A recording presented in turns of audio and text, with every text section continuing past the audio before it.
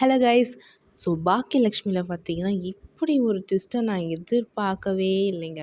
சத்தியமாக எதிர்பார்க்கல. அதாவது வீட்டில் இருக்கவங்க எல்லாருமே வந்து கோபியை வெளில வீட்டை விட்டு போங்க 2 பேரும், ராதிகாவையும் கூட்டிகிட்டு போ அப்படின்னு சொல்லும்போது, கோபியும் ராதிகாவும் அவங்க வீட்டுக்கு கிளம்பிடுவாங்கன்னு தான் நான் நினச்சிட்டு இருந்தேன். பட் கோபி அவங்க அம்மாவையும் கூட்டிகிட்டு கிளம்புறாங்க. அவங்களும் வந்துடுறாங்க அவங்க பையன் கூடயே. சி கோபி அவங்க அம்மா மேலே எவ்வளோ பாசமாக இருக்காரு. ஆக்சுவலி கோபிக்கு வந்து பார்த்திங்கன்னா பாக்கியாவை மட்டும்தான் பிடிக்காதே தவிர அவங்க பசங்க,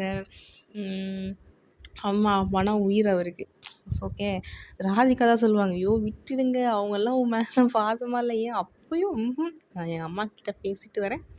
அந்த கேரக்டர் ஆனால் உண்மையிலேயே சூப்பர் தான். கோபி கேரக்டர் வந்து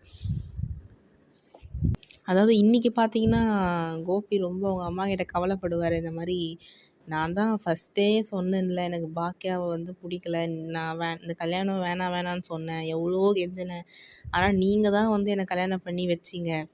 ஒரு விதத்தில் பார்த்தா அவர் பக்கமும் நியாயம் இருக்க தான் செய்யுது. ஓகேங்களா.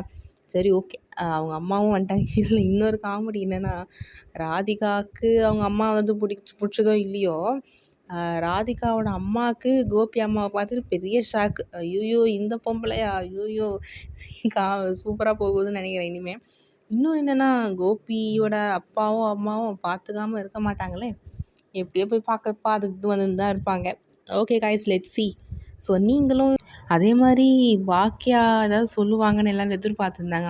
அவங்க அத்தை கிளம்புறதுக்கு பாக்கியாவும் பெருசாக ரியாக்ட் பண்ணல. அது ரொம்ப மாசாக இருந்தது. ஓகே கைஸ், நீங்கள் என்ன, உங்கள் கருத்து என்னன்னு கமெண்ட் செக்ஷன் சொல்லுங்கள். நீங்களும் இந்த ப்ரொமோவை பார்த்து ரொம்ப ஷாக் ஆகிட்டீங்களா அப்படிங்கிறது கமெண்ட் செக்ஷனில் சொல்லுங்கள். ஷாக்கில் அந்த ட்விஸ்ட்டை யாரும் எதிர்பார்த்துருக்க மாட்டோம். நீங்கள் எதிர்பார்த்தீங்களா இல்லையான்னு கமெண்ட் செக்ஷனில் சொல்லுங்கள். தேங்க்யூ.